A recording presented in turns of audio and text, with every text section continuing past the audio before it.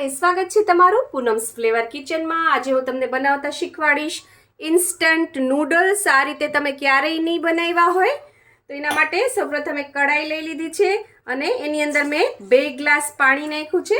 ત્યારબાદ આપણે જે મેગી માટે નૂડલ્સ યુઝ કરીએ છીએ એ જ લીધી છે મેગી। 2 નૂડલ્સ મીન્સ 2 પેકેટ છે એને આપણે આની અંદર નાખી દેવાના છે અને હવે આ પાણીને ઉકળવા દેવાનું છે ને નૂડલ્સને થોડા બોઇલ થવા દેવાના છે। 5-7 મિનિટ થઈ ગઈ છે, નૂડલ્સ સરસ બોઇલ થઈ ગઈ છે। હવે આપણે એની અંદર નાખવાનો છે અડધી ચમચી ડાર્ક સોયા સોસ। આ ચાઇનીઝ ફ્લેવરના બનશે, તરત જ બની જશે। 1 ચમચી છે ટોમેટો કેચઅપ અથવા સોસ,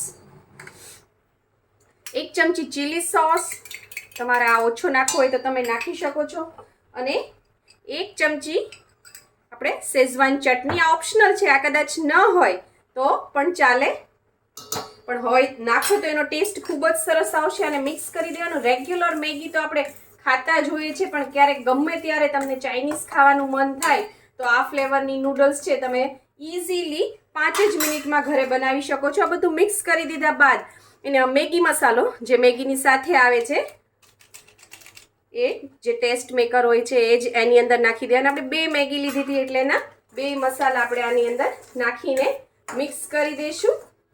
જો તમારે આની અંદર વેજીટેબલ્સ નાખવા હોય તો તમે વેજીટેબલ્સ પણ નાખી શકો છો।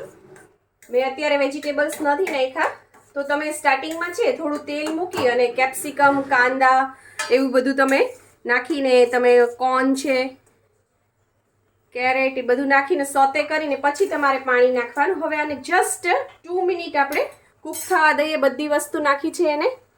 હવે આપણે આને સર્વ કરી લઈએ। સર્વ કરવા માટે મેં એક પ્લેટ લઈ લીધી છે। પ્લેટની અંદર આપણે ફટાફટ ઇન્સ્ટન્ટ નૂડલ જે રેડી કર્યા છે એ નાખી દેવાના છે। તમારે આનું ડેકોરેશન છે વેજીટેબલ્સથી કરવું હોય ઉપર તો તમે કરી શકો છો, લીલી ડુંગળીથી ગાર્નિશ કરી શકો છો। અત્યારે હું નાખું છું થોડી શેઝવાન ચટણી, આનો ફ્લેવર ખૂબ જ સરસ આવે છે। બહુ નાના બાળકો હોય તો તમારે આ બધી વસ્તુ સ્કીપ કરવી।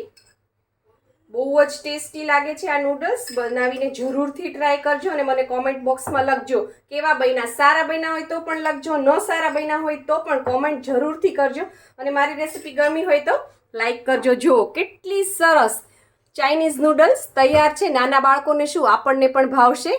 જો તમને મારી આ રેસીપી પસંદ આવી હોય તો લાઇક, શેર, કોમેન્ટ કરો। પ્લીઝ મારી ચેનલને સબસ્ક્રાઇબ કરો અને હા, બેલ આઇકન દબાવવાનું ના ભૂલશો, જેથી આવી જ સરસ મજાની વાનગીઓ તમારા સુધી પહોંચતી રહે। થેન્ક યુ, આવજો।